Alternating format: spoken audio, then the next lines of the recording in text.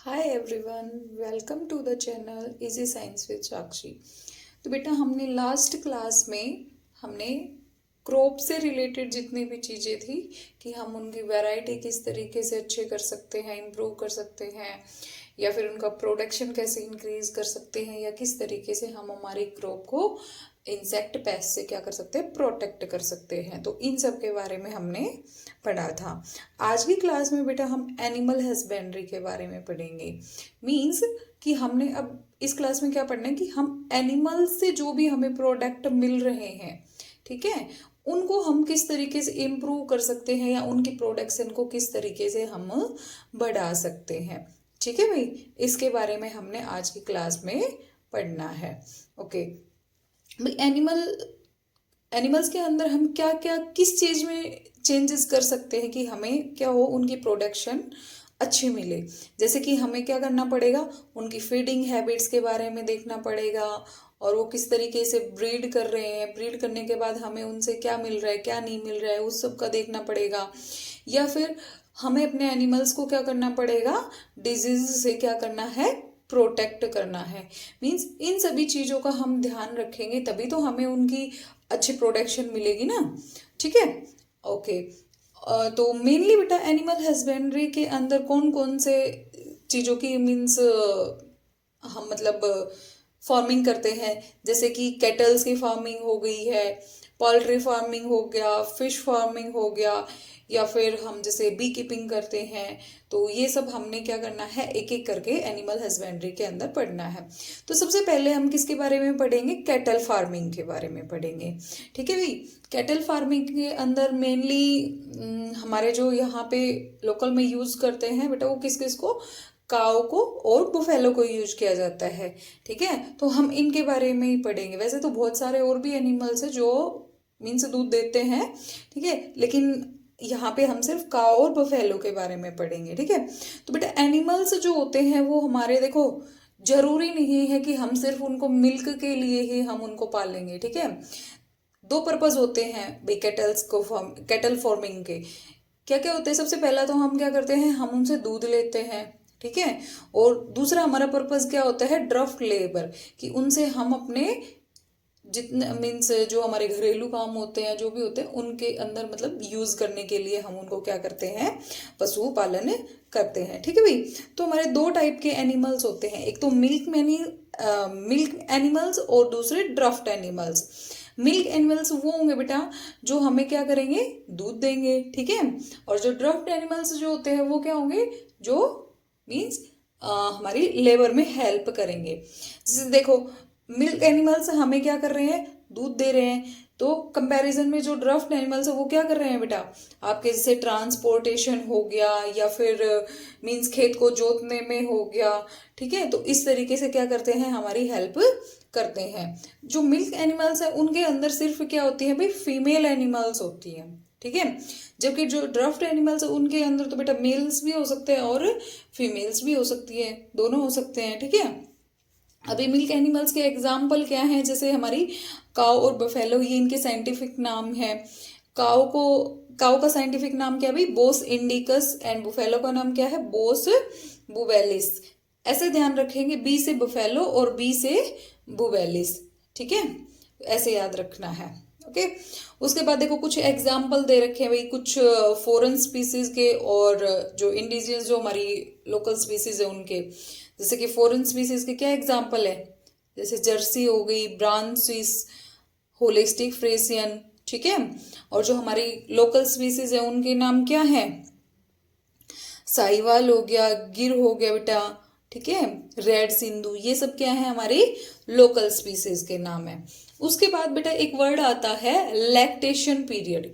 ये lactation period क्या है, किससे रिलेटेड है, मीन्स वो टाइम पीरियड जब एक काव या फिर बफेलो एक अपने जैसे एक बच्चे को जन्म देती है, उसके बाद वो क्या करती है भाई, दूध देना शुरू करती है। बच्चे के जन्म के बाद वो क्या करती है, दूध देना शुरू करती है। ठीक है, और फिर फर्दर आगे भी वो 8 महीने, 9 महीने, 10 महीने, जितना भी जब तक दूध देती है, ठीक है, उस टाइम पीरियड को क्या कहा जाता है, लैक्टेशन पीरियड कहा जाता है। ठीक है भाई, तो भाई अच्छा होगा ना। हमारी जो काव है, बुफेलो है, जितना ज़्यादा टाइम तक दूध देगी हमें क्या होगा, हमें फ़ायदा ही होगा ना। ठीक है, तो भाई हम लैक्टेशन पीरियड को और जो हमें मिल्क मिल रहा है उसकी क्वालिटी क्वांटिटी, ठीक है, और जो हमारे एनिमल्स हैं वो क्या हो, डिजीज रेसिस्टेंस हो, इन सब चीज़ों को हम कैसे इंक्रीज कर सकते हैं भाई, कैसे कर सकते हैं, मीन्स क्रॉस ब्रीडिंग करवा के। क्रॉस ब्रीडिंग कैसे, हमारे पास जैसे दो एनिमल्स हैं, ठीक है, जिनकी क्या है भाई, एक के पास तो कुछ अलग क्वालिटीज है, दूसरे के पास क्या है, कोई दूसरी अलग क्वालिटीज है, हम दोनों को क्या करवा देंगे, क्रॉस ब्रीड करवा देंगे, और हमारे पास जो न्यू वैरायटी बनेगी उसके अंदर क्या होंगी, उन दोनों की क्वालिटीज होंगी। जैसे कि फॉर एग्जाम्पल एक हमारे पास एक फॉरेन ब्रीड है जिसका नाम क्या है, होल्स्टीन फ्रिशियन, ठीक है, और एक लोकल ब्रीड है जिसका नाम क्या है भाई, साहिवाल है। हम क्या करेंगे, जो ये फॉरेन ब्रीड है बेटा, इसके अंदर क्या है भाई, जो लैक्टेशन पीरियड है वो काफी लंबा है, ठीक है, लेकिन इसका ड्रॉबैक क्या है कि इसके अंदर ना डिजीज रेजिस्टेंस की ज्यादा पावर नहीं है, ठीक है, ये बहुत जल्दी बीमार पड़ जाती है। जबकि जो हमारी लोकल ब्रीड है उनका जो लैक्टेशन पीरियड होता है वो थोड़ा छोटा होता है, लेकिन उनके अंदर क्या क्वालिटी होती है भाई, कि उनके अंदर बीमारियों से लड़ने की क्षमता ज्यादा होती है, मीन्स वो डिजीज रेजिस्टेंस होती है, ठीक है।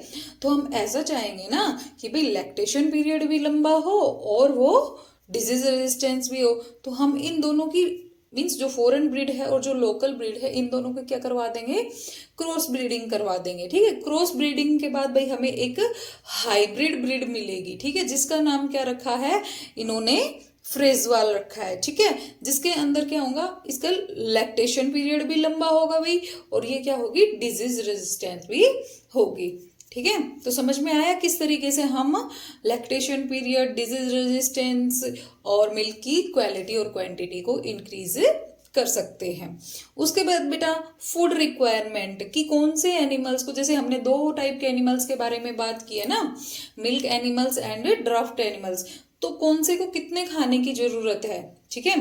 तो देखो दो टाइप की रिक्वायरमेंट होती है भाई, एक तो क्या है मेंटेनेंस रिक्वायरमेंट और दूसरा क्या है milk producing requirement. Means maintenance requirement का मतलब ये है कि मींस बस इतना खाना मिलना कि ठीक है उनकी बॉडी क्या हो रही है भाई, चल रही है, काम कर रही है, ठीक है, नॉर्मल मीन्स खाना चाहिए उनको, ऐसा नहीं है कि उसके अंदर बहुत ज्यादा न्यूट्रिएंट, विटामिन या इस तरीके से कोई भी चीजें होनी चाहिए, ऐसा कुछ नहीं होता, ठीक है। तो मेंटेनेंस रिक्वायरमेंट में सिर्फ उस खाने के अंदर इतना ही सब कुछ होता है कि ठीक है बॉडी चल रही है ऑर्गेनिज्म की, ठीक है। लेकिन जो आपके मिल्क प्रोड्यूसिंग एनिमल्स होते हैं भाई, जो दूध देते हैं, ठीक है, उनकी भाई जो डेली की रिक्वायरमेंट होती है वो ड्राफ्ट एनिमल से क्या होती है या नॉर्मल एनिमल से क्या होती है भाई, कुछ एक्स्ट्रा होती है, ठीक है, क्योंकि वो दूध देते हैं तो उनको क्या चाहिए भाई, अच्छा भर भर के न्यूट्रिशन चाहिए, ठीक है। तो उनकी जो होती है भाई फूड रिक्वायरमेंट वो ज़्यादा होती है, जैसे कि उनके खाने के अंदर काफ़ी अच्छा आपका फाइबर होना चाहिए, ठीक है, उसके अंदर बहुत सारे न्यूट्रिशंस होने चाहिए, समझ में आया, ताकि वो क्या कर सके भाई, उनकी उन ऑर्गेनिजम्स की हेल्थ को अच्छा रखे, ठीक है, और ज्यादा से ज्यादा क्या हो भाई, उनका मिल्क का प्रोडक्शन हो। और हमें तो क्या चाहिए, हमें तो यही चाहिए ना, मिल्क का प्रोडक्शन ज्यादा चाहिए, क्वांटिटी अच्छी चाहिए, उसकी क्वालिटी अच्छी चाहिए, ओके। उसके बाद बेटा क्या आता है, अब ऑर्गेनिजम्स को हमने क्या कर लिया, डिजीज रेजिस्टेंस, फूड रिक्वायरमेंट सब पढ़ लिया है, ठीक है। अब हमने क्या करना है, जिस जगह पे वो रहते हैं, मीन्स शेल्टर रिक्वायरमेंट। शेल्टर का मतलब क्या हो गया, एक तरीके से पशुओं का मतलब घर ही लगा लो, ठीक है, मीन्स जिस जगह पे वो एनिमल से रह रहे हैं, ठीक है, उससे रिलेटेड हमने पढ़ना है कि भाई वहां पे क्या क्या चीजें आपकी होनी चाहिए, ठीक है। तो सबसे पहला पॉइंट बेटा क्या है कि जो जिस जगह पे एनिमल से रह रहे हैं, ठीक है, उनकी साफ सफाई समय समय पे होती रहनी चाहिए। ऐसा नहीं है कि आज साफ कर दिया, 15 दिन बाद ध्यान दे रहे हो उसके ऊपर, 15 दिन तक ऐसे ही गंदा पड़ा है, ठीक है। अगर ऐसा होगा, डेली उसकी क्लीनिंग नहीं होगी अच्छे से, तो हमारे जो एनिमल्स हैं उनको क्या करेंगे भाई, उनको डिजीज लगने का डर रहेगा, ठीक है। तो उनकी भी रेगुलर इंटरवल पे क्या होनी चाहिए, साफ सफाई होती रहनी चाहिए, ओके। जो आपके एनिमल्स हैं भाई उनको प्रॉपरली रेगुलरली क्या होनी चाहिए, उनकी ब्रशिंग होनी चाहिए। मीन्स जैसे एनिमल्स की बॉडी के ऊपर देखा होगा कि हेयर्स होते हैं, ठीक है, तो भी वो टूट भी जाते हैं, ऐसा तो नहीं है ना सारे जुड़े हुए हो, तो कई कुछ हेयर्स बेटा क्या हो जाते हैं, टूट भी जाते हैं, ठीक है। तो आप जैसे ही उनको क्लीनिंग करेंगे, नहलाएंगे एनिमल्स को, तो क्या करेंगे भाई, वो जो मीन्स टूटे हुए बाल है वो निकल जाएंगे, उनके शरीर के ऊपर जो भी धूल मिट्टी है जो भी लगा हुआ होगा वो क्लीन हो जाएगा। कहने का मतलब क्या है कि अच्छे से एनिमल्स की क्लीनिंग होनी चाहिए, ठीक है भाई। जो एनिमल्स की शेड है बेटा, जहाँ पे एनिमल्स रह रहे हैं, ठीक है, वो वेल वेंटिलेटेड होना चाहिए और उसके ऊपर क्या होनी चाहिए, छत होनी चाहिए, ठीक है।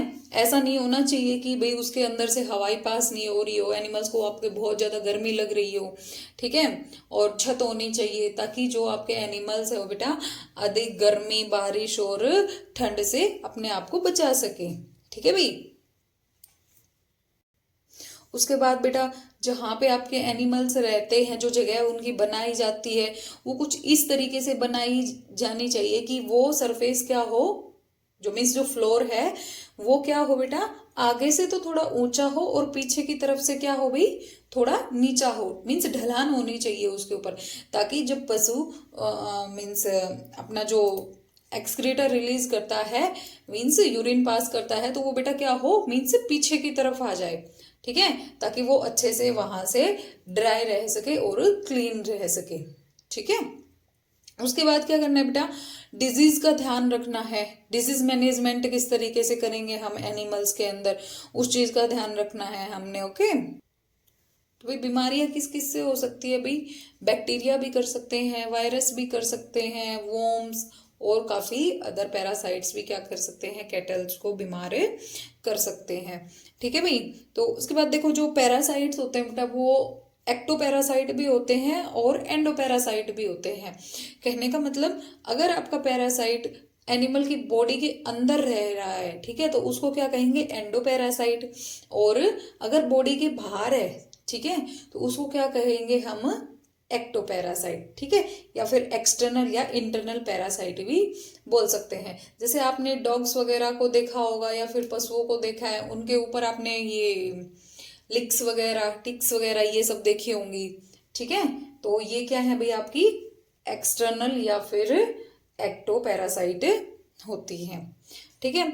उसके बाद भाई बीमारी होने से क्या होगा, ठीक है, बीमारी होने से बेटा एनिमल की डेथ भी हो सकती है, जो मिल्क का प्रोडक्शन है वो भी कम हो सकता है, ठीक है। तो ये सब हो सकता है। उसके बाद हम इन चीज़ों से भाई छुटकारा कैसे पाए, ठीक है। तो एनिमल्स को क्या करना चाहिए भाई, टाइमली क्या करना चाहिए, वैक्सीन वगैरह लगवानी चाहिए, ताकि वायरस या बैक्टीरिया या कोई भी डिजीज उनको ना लगे, ठीक है। तो ये था बेटा हमारा कैटल फार्मिंग के बाद। उसके बाद हमारा आता है पोल्ट्री फार्मिंग। अब पोल्ट्री फार्मिंग के अंदर बेटा किस किस का पालन किया जाएगा, मीन्स चिकन्स का, डक्स का, टर्कीज का या फिर गीज का, ठीक है। किस लिए करते हैं इनका पालन, क्यों, मतलब पर्पज क्या है, किस लिए किया जाता है इनका पालन। तो इनसे हमें क्या मिलता है बेटा, मीट मिलता है और अंडे मिलते हैं, ठीक है। तो इसलिए हम क्या करते हैं, इन सभी जो मतलब कि चिकन, डक्स, जो भी टर्कीज हो गए, इन सब का क्या करते हैं, पालन करते हैं, ठीक है भाई। तो अब हमारे इसके अकॉर्डिंग किससे मीट मिलता है और कौन से ऑर्गेनिज्म से हमें एग मिल रहे हैं, इसके बेसिस पे जो ये बर्ड्स हैं ये बेटा दो टाइप के होते हैं, ठीक है। कौन कौन से, लेयर्स और ब्रॉयलर्स। लेयर्स वो होते हैं बेटा जो हमें क्या देते हैं, एग देते हैं, क्या देते हैं, एग देते हैं, और ये क्या होंगी, मेनली आपकी फीमेल्स होंगी, ठीक है।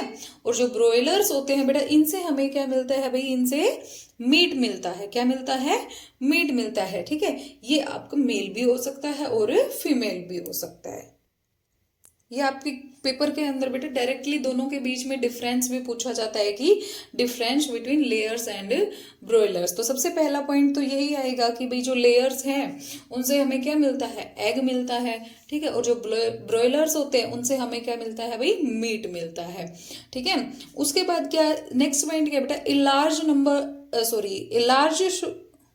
a layer should be able to produce large number of egg without growing too much।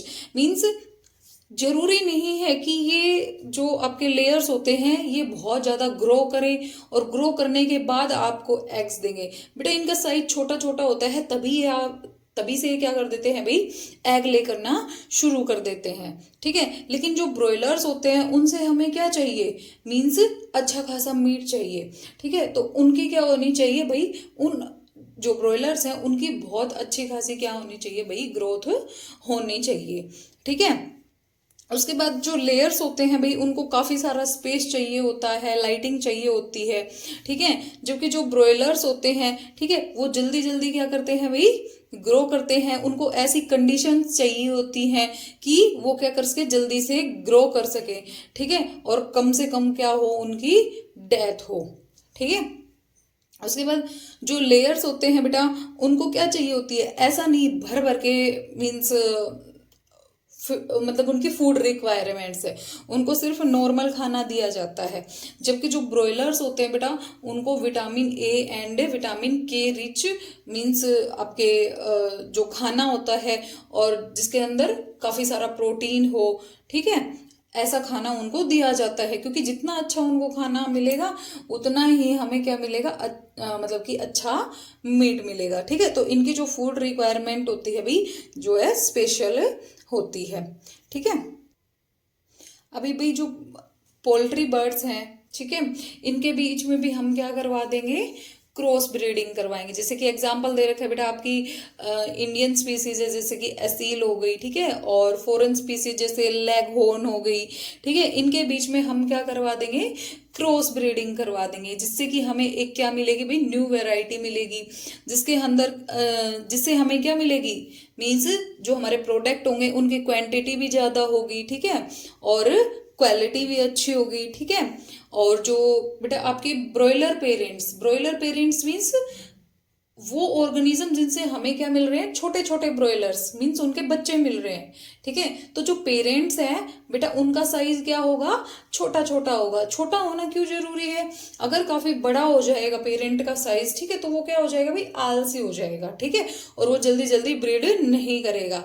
लेकिन हमें तो क्या चाहिए, लार्ज नंबर में चाहिए। ठीक है, तो इसलिए जो आपका पेरेंट होता है वो कैसा होना चाहिए, ड्वार्फ होना चाहिए, छोटा होना चाहिए। ठीक है, ये हमारे जो पोल्ट्री बर्ड्स है बेटा ये कैसे होने चाहिए, इनके अंदर मीन्स हाई टेम्परेचर को टॉलरेट करने की क्षमता होनी चाहिए। ठीक है, और इनके अंदर बेटा इनकी जितनी भी फीडिंग रिक्वायरमेंट है या जो भी इनकी पोल्ट्री बर्ड्स की जितनी भी रिक्वायरमेंट है वो कैसी हो, मीन्स उनके अंदर कम से कम मेंटेनेंस लगे और कम से कम इनकी मीन्स की आपूर्तियां हो। ठीक है, इनकी रिक्वायरमेंट्स क्या हो, कम से कम हो। नेक्स्ट है बेटा फिश प्रोडक्शन। अभी आपको नाम से ही समझ में आ रहा होगा, इसके अंदर हम किसका पालन करेंगे भाई, मछलियों का पालन करेंगे। ठीक है, क्यों करते हैं भाई, जो आपकी मछली होती है, ठीक है, उससे हमें क्या मिलता है भाई, काफी सारा प्रोटीन मिलता है। ठीक है, जैसे कि हम कौन कौन सी फिशेस के फार्मिंग करते हैं, जैसे कि देखो पिट्रू फिश हो गई, सेल फिश हो गई, जैसे कि प्रॉन्स या फिर मोलस्क। ठीक है भाई, अब जो आप फिश की फार्मिंग कर रहे हो तो इसके कौन कौन से मेथड होते हैं जिनसे कि हम क्या कर सकते हैं भाई, मछली पालन करते हैं। जैसे कि एक तो क्या हो गया कैप्चर फिशरी, और दूसरा क्या है भाई, कल्चर फिशरी या फिर फिश फार्मिंग। आपको देखो नाम से समझ में आ रहा होगा, कैप्चर फिशरी मीन्स जहां पे भी मछली है वहां से उनको क्या करना है भाई, कैप्चर करना, मीन्स पकड़ना।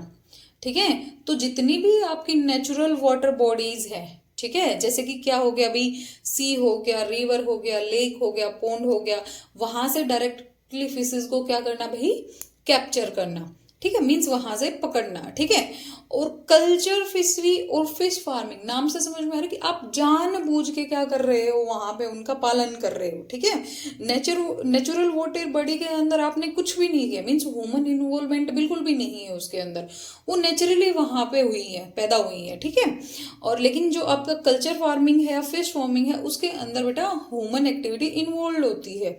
ठीक है, वहां पे आप क्या करेंगे, आप एक रेस्ट्रिक्टेड, एक मीन्स एक दायरे में क्या करेंगे, आप वहां पे उन फिशेज का क्या करेंगे, कल्चर करेंगे। ठीक है, ये भी बेटा आपका सी में भी हो सकता है, मीन्स ये भी आपका सभी जगह पे हो सकता है। आप बड़े बड़े सीज वगैरह होते हैं, समुद्र वगैरह होते हैं, वहां पे भी आप अपना एक फिक्स नेट लगा के वहां पे भी आप क्या कर सकते हैं, फिश का कल्चर कर सकते हैं भाई। ठीक है, अब यहाँ पे जो आपका कैप्चर फिशरी है बेटा, इसके अंदर ह्यूमन रिक्वायरमेंट की कोई मीन्स जरूरत नहीं होती, कोई ध्यान नहीं रखता यहाँ पे, ठीक है। लेकिन जो आप कल्चर कर रहे हो, फिशेज का कल्चर कर रहे हो, वहां पे तो आपको ही ध्यान रखना पड़ेगा ना कि उनको क्या खाना देना है और टाइम टाइम पे वहां की साफ सफाई करना, ठीक है। तो ये सब आपको ध्यान रखना पड़ता है। उसके बाद बेटा जो आपका कैप्चर फिशरी है, उसके अंदर आपको मैच्योर एंड इमेच्योर फिशेज दोनों ही मिलती हैं जब आप नेट से उनको कैप्चर करते हो तो, ठीक है। लेकिन जो आपकी कल्चर फिशरी है, उसके अंदर आप सेलेक्ट कर करके जो मैच्योर फिश हैं उनको आप क्या कर सकते हो भाई, मीन्स कैप्चर कर सकते हो, ठीक है। अब जो आपकी कैप्चर फिशरी है बेटा, उनके अंदर तो आपकी सभी टाइप के फिशेस मिलेंगी, ऐसा थोड़ी है आपने पकड़ पकड़ के छोड़ा है उनके अंदर, ठीक है। तो उसके अंदर मीन्स जो नेचुरल वाटर बॉडीज है उनके अंदर आपकी सभी टाइप के फिशेस मिलेंगी, ठीक है। लेकिन जो आप कल्चर करोगे, आप फार्मिंग करोगे, तो आप अपने हिसाब से जिन स्पीसीज के आपको, जिन फिशेज की आपको रिक्वायरमेंट है, सिर्फ आप उन्हीं को कल्चर करोगे, ठीक है भाई। उसके बाद बेटा आपके देखो, फिश को कैच करने के बेटा दो टाइप के मेथड होते हैं। पहले कौन सा मेथड यूज किया जाता था कि नेट की हेल्प से क्या करते थे भाई, फिशेज को कैप्चर कर लेते थे। लेकिन आजकल क्या किया जाता है बेटा, समुद्र के अंदर या फिर किसी भी वाटर बॉडी के अंदर बेटा इको साउंडर्स लगाए जाते हैं, सैटेलाइट्स लगाई जाती हैं, जिससे कि क्या मीन्स हम फील कर सकते हैं, ठीक है, कि कहाँ पे फिशेज प्रेजेंट है, और वहीं पे डायरेक्ट हम क्या कर सकते हैं, नेट डाल के हम उनको डायरेक्टली कैप्चर कर सकते हैं, ठीक है। अभी है भाई टाइप ऑफ फिशरीज। फिशरीज कितने टाइप की होती है बेटा, मैराइन फिशरीज और इनलैंड फिशरीज। देखो नाम से समझ में आ रहा होगा, marine fisheries means sea water या फिर ओशियन से जब हम फिशेस को लेते हैं उसी को क्या कहा जाता है, मैराइन फिशरी कहा जाता है, ठीक है।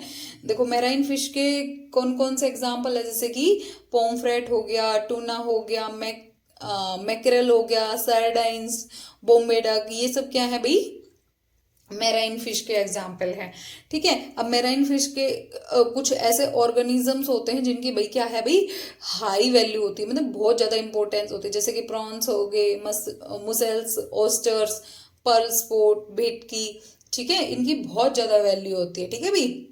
उसके बाद एक टर्म आती है बेटा मैरीकल्चर, ये डायरेक्टली 1 नंबर में पूछ लिया जाता है। मैरीकल्चर क्या होता है भाई, मीन्स आप क्या कर रहे हो, फिशेज की फार्मिंग कर रहे हो, लेकिन कहाँ कर रहे हो आप, मीन्स सी वाटर के अंदर कर रहे हो आप, मेराइन वाटर के अंदर कर रहे हो, ठीक है। अगर मेराइन वाटर के अंदर फिशेज का कल्चर किया जाता है तो उसको क्या कहा जाता है, मैरीकल्चर कहा जाता है, ठीक है। भी नेक्स्ट आता है आपका इनलैंड फिशरीज में, या फिर आप इसको फ्रेश वाटर फिशरी भी बोल सकते हो, ठीक है।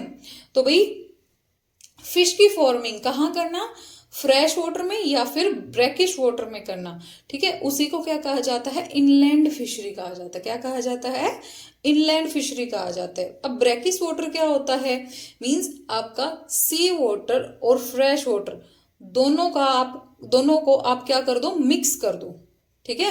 उसको क्या कहा जाता, उसके अंदर जो पानी होगा बेटा उसको क्या कहा जाता है, ब्रैकिश वाटर। क्या कहा जाता है, ब्रैकिश वाटर, ठीक है। जैसे कि किसके अंदर होता है ब्रैकिश वाटर, एस्चुरीज हो गया, लेगून्स हो गया, इनके अंदर आपको कौन सा पानी देखने को मिलेगा, ब्रैकिश वाटर, ओके। अब जैसे कि आपका फ्रेश वाटर के सोर्सेज कौन कौन से हैं, जैसे कि रिवर्स हो गया, कैनाल्स, पोन्ड्स, लेक्स, रिजर्वोयर्स, इनके अंदर सबके अंदर क्या मिलेगा आपको, फ्रेश वाटर मिलेगा, ठीक है। एक्वाकल्चर किसको कहते हैं भाई, मैरीकल्चर और एक्वाकल्चर दोनों एक दूसरे के अपोजिट है, ठीक है। मैरीकल्चर के अंदर फिशेज की फार्मिंग करना कहाँ, मैराइन वाटर के अंदर, बल्कि जबकि एक्वाकल्चर के अंदर क्या होता है, फिशेज की फार्मिंग करना कहाँ, फ्रेश वाटर में, ठीक है। तो दोनों एक दूसरे के अपोजिट है भाई। अब कुछ फ्रेश वाटर फिशेज के एग्जाम्पल हैं, जैसे कि कैटला हो गया, रोहू हो गया, grass carp, common carp and silver carp, ठीक है भाई। तो आपकी दो टाइप की फिशरीज ये होती हैं, marine fishery and inland fishery. उसके बाद एक टॉपिक आता है बेटा कंपोजिट फिश कल्चर, ठीक है।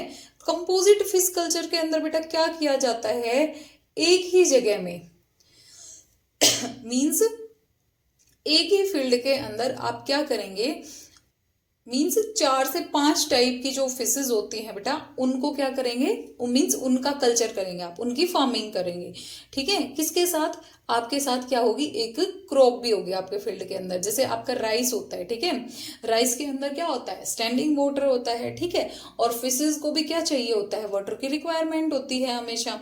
ठीक है, तो हम क्या करेंगे, मीन्स एक फील्ड के अंदर हमने क्या कर लिया, राइस को भी ग्रो कर लिया। ठीक है, और उसी फील्ड के अंदर क्या करेंगे, 4 से 5 टाइप की हम फिशेज का कल्चर भी कर सकते हैं। अब 4 से 5 टाइप की फिशेज का कल्चर कैसे करोगे भाई, जो भी आप 4-5 टाइप की स्पीसीज सेलेक्ट करोगे, ठीक है, उन स्पीसीज का बेटा क्या होना चाहिए, जो खाना है वो अलग अलग होना चाहिए। ठीक है, अगर सबका सेम खाना होगा तो वो क्या करेंगे, अपने खाने के लिए आपस में उनके अंदर क्या होगा भाई, कंपटीशन होगा। ठीक है, जिससे कि हमारा कल्चर अच्छे से नहीं हो सकता। ठीक है, तो जो भी आप 4-5 टाइप की फिशेज सेलेक्ट करोगे, वो ये देख के सेलेक्ट करोगे कि उन सभी फिशेज का क्या होना चाहिए भाई, खाना अलग अलग होना चाहिए। ठीक है, जैसे कि देखो अलग अलग कैसे, कुछ फिशेज ऐसी होती हैं जो सरफेस फीडर होती हैं, मीन्स जो सिर्फ सरफेस पे रहेंगी, वो सरफेस से नीचे जाएंगी ही नहीं। ठीक है, जैसे कि क्या हो गया, कैटला हो गया या फिर सिल्वर कार्पो हो गया। ठीक है, कुछ फिशेज ऐसी हैं बेटा जो क्या कहेंगी, जो कहाँ रहेंगी, मिडल जोन में ही रहेंगी, ना ऊपर जाएंगी ना नीचे जाएंगी। जैसे कि एग्जाम्पल क्या है, रोहू या फिर ग्रास कार्प हो गया बेटा। ठीक है, उसके बाद क्या है, थर्ड टाइप बॉटम फीडर्स। ये फिशेज क्या रहेंगी बेटा, आपके बॉटम पे ही रहेंगी। ठीक है, बॉटम में जो भी आपका मीन्स फील्ड है उसके बॉटम में रहेंगी, वहीं पे जो उनको मिलेगा, मीन्स प्लांट्स वगैरह हो गया, जो भी उनको मिलेगा वहीं पे अपना पेट भरेंगी। ये नहीं है कि अपने खाने के लिए इधर उधर जाएंगी, सरफेस पे चली गई हूँ, मिडल में चली गई हूँ। ठीक है, ऐसा नहीं, ये सिर्फ बॉटम पे ही रहेंगी। जैसे कि एग्जाम्पल क्या है आपका, मृगल हो गया या फिर कॉमन कार्प हो गया। ठीक है, तो कंपोजिट फिश कल्चर समझ में आ गया होगा, काफी इजी है। उसके बाद बेटा क्वेश्चन पूछा जाता है आपका कि कंपोजिट फिश कल्चर क्या होता है और इसके फायदे और नुकसान बताओ, मीन्स इसके एडवांटेज और डिसएडवांटेज बताओ। ठीक है, तो इसके फायदे तो क्या है भाई, देखो कि जितनी भी फिशेज का आप कल्चर करेंगे उस फील्ड के अंदर, ठीक है, तो उन फिशेज के बीच में क्या नहीं होगा भाई, आपस में वो खाने के लिए कंपटीशन नहीं करेंगी। ठीक है, food is available in all parts of the pond, mean जो आपका फील्ड होगा, जो आपका पोन्ड होगा, उसके हर पार्ट में, मीन सरफेस पे भी, मिडल पे भी और बॉटम पे भी, हर जगह पे क्या होगा, खाना प्रेजेंट होगा। ठीक है, इस फील्ड के अंदर बेटा एक ही टाइम पे, सिंगल टाइम पे आप कम से कम 4 से 6 प्रकार की फिशेज का क्या कर सकते हैं, कल्चर कर सकते हैं। ठीक है, और अगर जब आप 4 से 6 टाइप के फिशेज का कल्चर करोगे, ठीक है, तो आपको क्या मिलेगी भाई, प्रोडक्शन भी ज्यादा मिलेगी। ठीक है भाई, अब इसके नुकसान क्या है भाई, डिसएडवांटेज क्या है। ठीक है, जो कुछ फिशेज है बेटा वो क्या करती है, सिर्फ मॉनसून के सीजन में ही क्या करती हैं भाई, ब्रीडिंग करती है, मीन्स जब हमें चाहिए वो उस टाइम पे नहीं करती, सिर्फ मॉनसून में ही करती हैं। ठीक है, उसके बाद क्या है, lack of availability of good quality feed fish seed, इसमें हमें क्या नहीं मिलता भाई, अच्छी क्वालिटी का सीड नहीं मिलता है, मीन्स जो फिशेज एग ले करती हैं वो अच्छी क्वालिटी का नहीं मिलता है टाइम पे। ठीक है, तो भाई अब इसका ह्यूमन बीइंग है, कुछ ना कुछ सॉल्यूशन निकालेगा। ठीक है, तो इसका सॉल्यूशन क्या कर सकते हैं बेटा, हम क्या करेंगे, उन फिशेज को क्या करेंगे भाई, हॉर्मोन्स देंगे बाय इंजेक्शन, क्या करेंगे, बाय इंजेक्शन की हेल्प से क्या करेंगे, उनके अंदर हॉर्मोन्स डालेंगे। ठीक है, जिससे कि हमें जितना चाहिए साल के अंदर क्या करेंगे, अच्छी क्वालिटी का सीड ले लेंगे। ठीक है, उसके बाद बेटा आपका टॉपिक आता है बी कीपिंग। बी कीपिंग को आप क्या कहते हैं, एपीकल्चर भी कहते हैं। ठीक है, इसके अंदर क्या होता है भाई, जो आपकी हनी बीज होती हैं उनका क्या किया जाता है भाई, मैनेजमेंट किया जाता है, या फिर आपकी जो बीज हैं, हनी बीज हैं, उनकी फॉर्मिंग की जाती है। किस लिए की जाती है भाई, हनी बी की फॉर्मिंग का पर्पस क्या होता है, क्यों करते हैं हम। ठीक है, ताकि हमें क्या मिल सके, हमें शहद मिल सके और वैक्स मिल सके और भी काफी सारी चीजें मिल सके। ठीक है भाई, ये जो आपका भाई बिजनेस है या जो भी आप कल्चर करते हो हनी बीज का, ठीक है, इसके अंदर क्या होती है भाई, इन्वेस्टमेंट कम से कम लगती है। ठीक है, और जो फार्मर्स होते हैं वो भी उनकी मतलब ऐसा नहीं है कि उन मतलब इसकी फॉर्मिंग के लिए, हनी बीज की फॉर्मिंग के लिए आपको अलग से फील्ड खाली चाहिए, ठीक है। अगर थोड़ी बहुत भी जगह मिलती है तो वहीं पे क्या कर लेते हैं, अपनी फसल के साथ साथ हनी बी का जो है भाई कल्चर भी कर सकते हैं। तो ये एक तरीके से जो फार्मर्स हो गए उनके लिए क्या हो जाएगी, एक मीन्स एडिशनल इनकम की तरह वर्क करेगी, ठीक है भाई। अब ये आपकी कुछ हनी बीज के क्या है एग्जाम्पल है जिनकी क्या की जाती है भाई, कल्चर की जाती है। जैसे कि एपिस सेरेना इंडिका, इसका दूसरा नाम क्या है, द इंडियन बी के नाम से भी जानते हैं इसको। ये जो शुरू में नाम लिखे हैं बेटा ये क्या है, इनके साइंटिफिक नाम है, ठीक है। और बाद में जो लिखे हैं ये हैं इनके लोकल नाम है, ओके। सेकंड है भाई एपिस डोरसेटा, ठीक है, इसको रोक बी के नाम से भी जानते हैं। थर्ड है एपिस फ्लोरे, इसको द लिटिल बी के नाम से भी जानते हैं। फोर्थ है बेटा एपिस मेलिफेरा, ठीक है, इसको इटालियन बी के नाम से भी जाना जाता है। अभी जो भाई इटालियन बी है जिसका नाम क्या है, एपिस मेलिफेरा, ठीक है, इसको इंडिया के अंदर मीन्स काफ़ी ज़्यादा यूज किया जाता है हनी के प्रोडक्शन के लिए, ठीक है। मीन्स इसका ज़्यादा से ज़्यादा कल्चर किया जाता है। क्यों किया जाता है, ऐसी क्या क्वालिटीज़ है इसके अंदर कि इसी हनी बी को भाई मीन्स हनी प्रोडक्शन के लिए कमर्शियली यूज किया जाता है, ठीक है। तो इसके अंदर देखो क्या क्या क्वालिटीज़ है भाई, हाई हनी कलेक्शन कैपेसिटी, ये जो हनी बी है ये भी ज़्यादा से ज़्यादा क्या करती है, मीन्स हनी को कलेक्ट करने की कैपेसिटी होती है, हाँ। और हमारा तो पर्पज़ ही यही है कि हमें क्या मिले, ज़्यादा से ज़्यादा प्रोडक्शन मिले हनी की, ठीक है।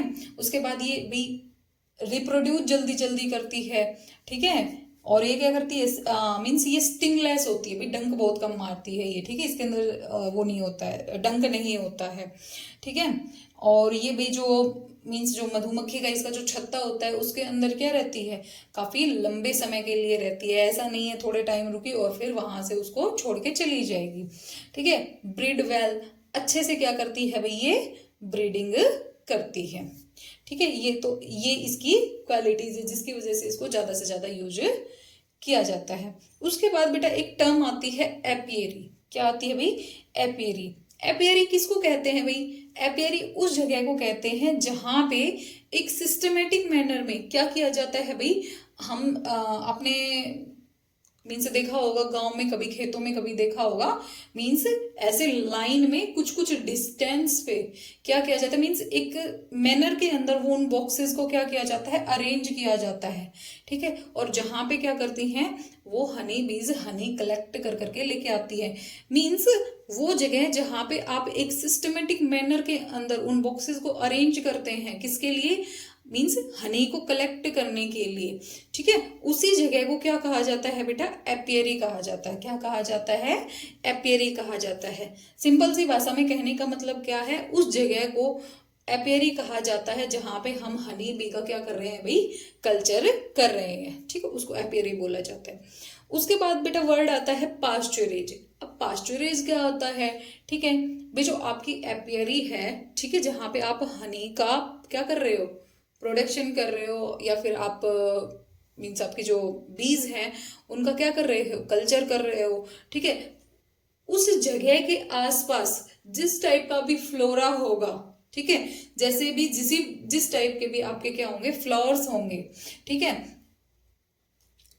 उसी को क्या कहा जाता है बेटा, पास्चुरेज कहा जाता है। क्या कहा जाता है, पास्चुरेज कहा जाता है, ठीक है। अब जो आपकी हनी की क्वालिटी है या फिर हनी का टेस्ट है या फिर कैसी वैल्यू है उसकी, ठीक है, ये सब किस पे डिपेंड करता है बेटा, पास्चुरेज पे डिपेंड करता है, ठीक है भाई। जो आपकी एपियरी है उसके आसपास जिस टाइप के, जिस क्वालिटी के, ठीक है, और कौन कौन से आपके फ्लावर्स हैं, ठीक है, तो हनी भी वहीं से तो लेके, उन फ्लावर से तो कलेक्ट करके लेके आएगी ना हनी, ठीक है। तो डायरेक्टली जो आपका हनी की क्वालिटी है, जो हनी का टेस्ट है, वो किस पे डिपेंड करेगा, पास्चुरेज पे, मीन्स उन फ्लावर्स पे डिपेंड करेगा, ठीक है। उसके बाद क्यों है, मीन्स जो आपका पास्चुरेज है वो क्यों इंपॉर्टेंट है, ठीक है। देखो जितने ज्यादा फूल होंगे उतना ज्यादा क्या होगा, मीन्स शहद होगा, ठीक है। और जितने ज्यादा अच्छे फूल होंगे, जितनी अच्छी उनकी क्वालिटीज होगी, ठीक है, फ्रेश होंगे, ठीक है, तो उनसे हमें क्या मिलेगा, अच्छी क्वालिटी का हनी मिलेगा, ठीक है। और भाई जो फ्लोरिंग है वो ज्यादा से ज्यादा होंगे तो क्या होगी, मीन्स कंटिन्यूअसली आपकी हनी की प्रोडक्शन बनती रहेगी। ठीक है भाई, ये भी एनसीईआरटी के अंदर दे नहीं रखा है, वैसे पता होना चाहिए आपको कि क्वीन बी किसको बोलते हैं। ठीक है, जो भाई मधुमक्खी का छत्ता होता है, ठीक है, उसके अंदर उस पूरी कॉलोनी के अंदर सिर्फ एक ही क्या होती है, क्वीन बी होती है। सिर्फ क्या होती है, एक क्वीन बी होती है। ठीक है, उसको क्वीन बी क्यों बोला जाता है, क्योंकि उसका काम क्या होता है भाई, एग ले करने का। क्या काम होता है, एग ले करने का काम होता है। ठीक है, और ये पूरी कॉलोनी के अंदर सबसे बड़ी मधुमक्खी होती है। ठीक है, उसके बाद है वर्कर बीज। ठीक है, वर्कर बीज कौन सी होती है, स्टेराइल फीमेल्स। स्टेराइल फीमेल से क्या मतलब है कि ये क्या नहीं करती भाई, एग ले नहीं करती है। ठीक है, इसलिए इनको क्या कहा जाता है, स्टेराइल फीमेल्स। अब ये भाई स्टेराइल है तो इनका काम क्या है। ठीक है, तो काम क्या होता है बेटा, ये क्या करती हैं, नेक्टर कलेक्ट करती हैं और पोलन ग्रेन को कलेक्ट करती हैं। ठीक है, ये जो मधुमक्खी का भाई जो छत्ता होता है उसको बनाने में हेल्प करती हैं। ठीक है, ये भाई जो लार्वा होता है, ठीक है, उनको फीड करवाती हैं और क्या करती हैं, उनको प्रोटेक्ट करने का काम करती हैं। ठीक है, और ये जो आपका जो छत्ता होता है पूरा हाइव होता है, उसके अंदर बहुत सारे नंबर में प्रेजेंट होती है। ठीक है, क्वीन बी तो सिर्फ एक होती है ना, उसके बाद जितनी भी बच गई वो क्या है, वो सब वर्कर बीज हैं। ठीक है, उसके बाद है ड्रोन बीज। ड्रोन बीज किसको कहा जाता है, जो भाई मेल बीज हैं। ठीक है, उनको क्या कहा जाता है, ड्रोन बीज कहा जाता है। ठीक है, इनका सबसे जो मेन फंक्शन होता है वो क्या होता है भाई, जो क्वीन बी प्रेजेंट है इस हाइव के अंदर, उसको क्या करना, मेट करना, उसके साथ क्या करना, मेटिंग करना। ठीक है, इसका मेन फंक्शन यही होता है। ड्रोन बीज बेटा आपको किसी टाइप का नेक्टर कलेक्ट नहीं करती हैं और ना ही किसी टाइप का हनी कलेक्ट करती है, ना कोई हनी बनाते हैं। ठीक है भाई, इसी के साथ बेटा यहीं पे आपका ये चैप्टर भी कंप्लीट होता है और 9th क्लास का आपका बायो का जो पोर्शन है वो भी कंप्लीट होता है। ठीक है, 9th क्लास में साइंस में सिर्फ जो 3 ही चैप्टर ऐसे हैं जो बायो के पोर्शन के अंदर आते हैं। ठीक है भाई, आई होप आपको सभी चैप्टर समझ में आए होंगे। ठीक है, आपको अगर मेरी क्लास पसंद आती है बेटा तो आप इस चैनल को लाइक शेयर एंड सब्सक्राइब कर सकते हैं। Thank you.